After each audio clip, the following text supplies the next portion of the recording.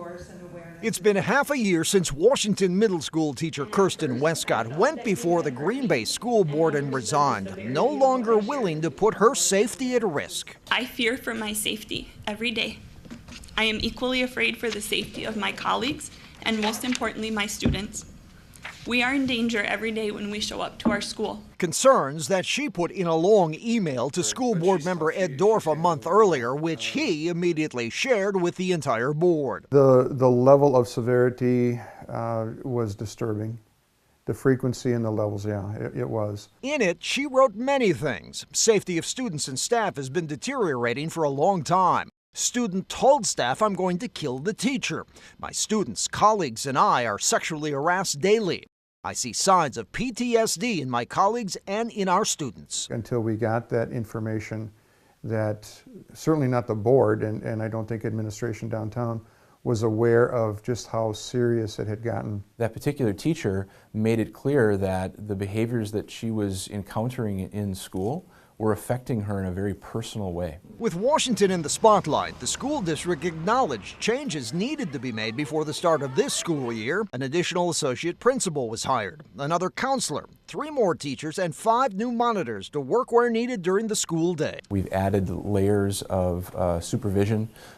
We've added layers of resource to provide support for kids and for teachers.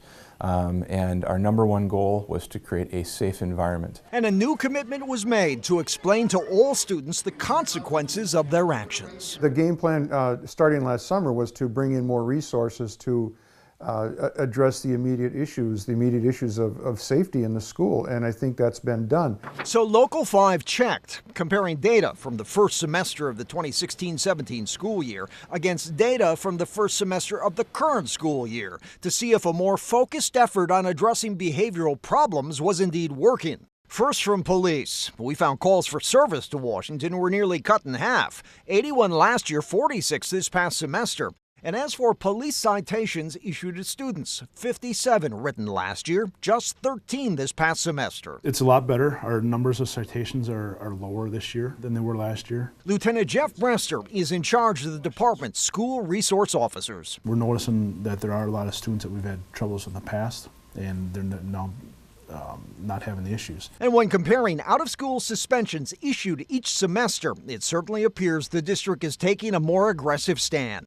242 suspensions in the first semester of last school year, 373 this past semester. I think it's an indication that we have done exactly what we set out to do. We were going to make sure that poor student behavior was not tolerated. And I think once the kids realize they're being held accountable, it's even with our own children, once you have a structure in place and they understand what the expectations are, you get better behavior results. They are looking at trying to quell things much quicker.